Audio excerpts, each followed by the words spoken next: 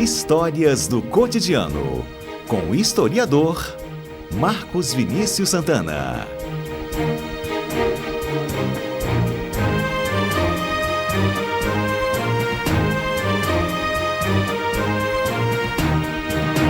Peço a sua compreensão, você ligado na Central Brasileira de Notícias, hoje devido à apresentação, entrevista coletiva do novo técnico da seleção e convocação também dos jogadores.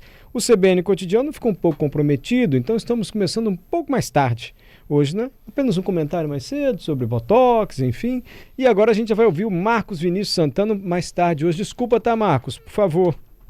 Não, que isso, uma causa muito nobre. Estamos sempre na torcida pelo Hexa, né? E é sempre bom a gente acompanhar esses processos, principalmente para aproximar novamente a torcida brasileira da seleção. Isso aí. Semana passada foi o dia da colonização do solo espírito santense. Eu até comentei com o Marcos, engraçado, a gente estuda a partir daí.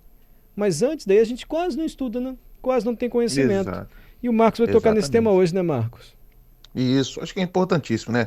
Quando a gente, muito bem como você falou, quando a gente chega na data do 23, né, de maio, às vezes até o 22 de abril também, né, se fala muito em descobrimento, ou então em comemorar a colonização, e a gente não vê o outro lado desse processo, né, que é o lado indígena, que sofreu uma alteração tremenda, na sua organização social, na sua relação com a terra, né? Acho que é importante a gente falar, mesmo que seja de forma breve. Sim. E o que a gente pode ter conhecimento hoje, assim, sem dúvida, Marcos? Como é que eram as... Eu não sei se eu falei etnias, quem eram? Eram os índios que viviam aqui, de que maneira É que eles foram até dizimados ou expulsos, enfim. isso, assim, a gente não se coloca muito uma percepção de indígena como um povo só, né? Como um indígena, um povo que falava toda a mesma língua, que se concentrava, né, nesse território que a gente tem como Brasil, e não era assim. Acho que essa discussão fica muito ampla se a gente se pensar, né, num contexto de Brasil geral. Então, seria melhor a gente se concentrar em Espírito Santo e se pensar também assim a grande vitória, né? Sim.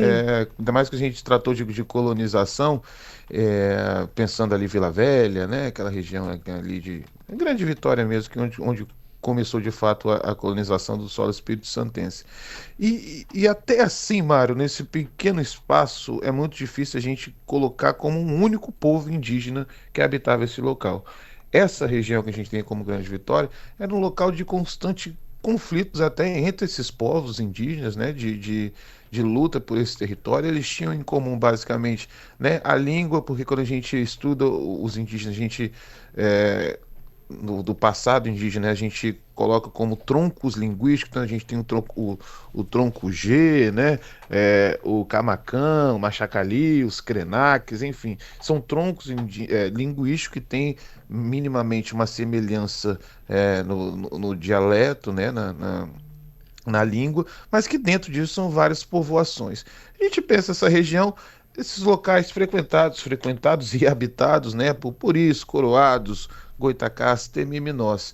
E o que é legal da gente chamar a atenção existiu esse processo de colonização, que foi um processo, obviamente, de conflitos, né, de massacres indígenas em algumas localidades, na maioria das vezes em diversas localidades, né, é, o- algumas narrativas, né, como a gente já falou, por exemplo, a Ilha de Vitória, né, que foi ofertada a Nossa Senhora da Vitória, mas que a própria historiografia oficial coloca como a partir de uma vitória sobre os indígenas.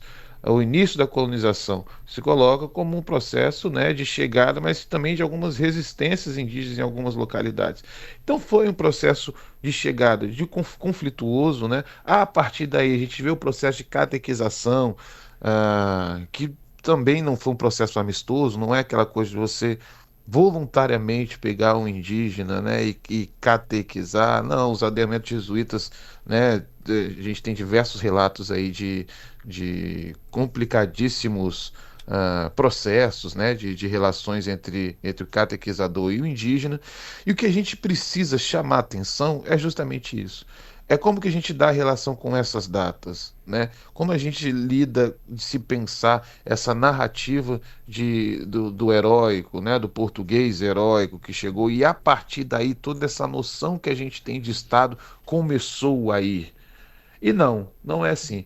Essa nova, o que a gente pode pensar como novo olhar, como um novo processo de se interpretar o indígena anteriormente nesse território, é basicamente de se pensar como que o indígena é colocado hoje na contemporaneidade, né? Quais são as suas dificuldades, como que a gente pode amenizar todo esse processo que foi extremamente doloroso e principalmente medidas e ações afirmativas que deem uma melhor condição ao indígena perante a sociedade, basicamente semelhante também, né, ao que a gente vê na questão negra, e um outro lado também que é a presença do indígena na formação da nossa cultura e da nossa identidade.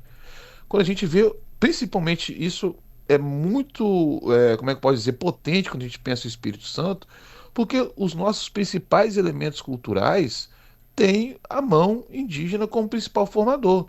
Dou um exemplo, a panela de barro. A panela de barro, é, as pesquisas arqueológicas colocam que utensílios de barro já eram feitos no bairro, no Morro de Goiabeiras anterior à colonização.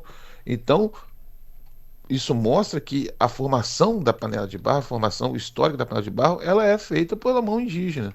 A torta capixaba, relatos mostram que os indígenas já faziam um prato à base da mistura de peixes e mariscos. Então, a base da panela da torta capixaba já era um prato indígena, né? E, basicamente, o que eu gosto mais de falar, que é o nome de localidades que nós temos até hoje, mostra a relação do indígena com a terra, né? E aí, por exemplo, a gente comemorou-se, né, nesse. Foi sexta-feira, né? Eu acho. Isso, sexta-feira, o 23 de maio. O aniversário de Vila Velha. E eu trouxe aqui uma lista de bairros de Vila Velha em que as localidades têm o nome tem origem indígena. Por exemplo, Araçás é fruto que tem olho. Aribiri, era um rio Aribiri que passava ali, e o rio significa rio de baratas ou pequenos peixes. Provavelmente era uma alusão para o córrego que tinha ali, tinha pequenas, né, pequenos peixinhos, né? Então o indígena chamava de Aribiri. Guaranhuns, que seria pássaros do campos, alguma alusão a pássaros. Itapuã e Itaparica, que, né, são famosíssimos, praias famosíssimas, que tem uma relação com o sentido de pedra, né? Ita é pedra, e o Poã e o Parica, algumas têm alusão à pedra erguida, à ponte de pedra, né? E isso aí a gente vê tanto essa interpretação quanto a outra no próprio horizonte das duas praias, que seria em alusão àquelas pedras, né, que estão na praia, ou a cerca de pedras, que a ilha de Itaparica, na Bahia, também tem a mesma interpretação, que é em alusão à quantidade de pedra que tem realmente no horizonte, que faz uma cerca na praia. Jaburuna, perdão, por exemplo. Jaburuna seria o jaburu preto, jaburu um pássaro, né? E o Una faz uma alusão ao preto, né? À toa que Itaúnas, no norte da cidade, no norte do nosso estado, Ita, pedra, Una, preta, né? Então, pedra preta, assim como Jaburuna seria alusão ao jaburu, o pássaro preto, o pássaro, e o Jaburuna seria o pássaro preto, provavelmente era comum na região. Paú, que até um ouvinte mandou uma dúvida pra gente, que seria algo em relação ao Pou, né, em inglês, mas não, Paú no Tupi-Guarani seria algo como brejo, pantanoso, que era a formação do bairro antes, né, do processo de drenar e aterrar para ter toda aquela questão portuária e ferroviária, né? E isso a gente vê em todo o território do Espírito Santo e nacional. Em Vitória, por exemplo, Jucutuquara, Maruípe, Tabuazeiro, Mulembá, que vem a ser Santa Marta, tudo de origem indígena. Então isso mostra a relação que o indígena tinha com a terra, a formação do indígena na nossa cultura e principalmente é chamar a atenção nessas datas para se pensar o indígena, se pensar esse processo de colonização e principalmente o indígena na nossa sociedade e na nossa contemporaneidade. Maravilha. Só para terminar, que eu sei que você está com horário, Marcos, a gente atrasou hoje. Os indígenas também foram escravizados aqui no Espírito Santo? Sim, escravizados. Existiu o processo de escravização. Por muito tempo no processo histórico se coloca isso no sentido oculto, através da catequese, né, do ato jesuíta, mas existiu sim processo de catequização. Uma outra coisa que é muito necessário também se dizer, quando a gente fala de escravidão indígena, reproduziu-se muito aquele jargão de que porque o indígena é preguiçoso, então por isso não valeu a pena escravizá-lo, né? E isso não tem sentido nenhum. Existiu sim a escravização do indígena, por muito tempo os relatos que tinham do indígena não aceitar a escravidão não era por um processo de preguiça, mas sim porque, diferente do negro escravizado, ele não teve rompimento com a terra.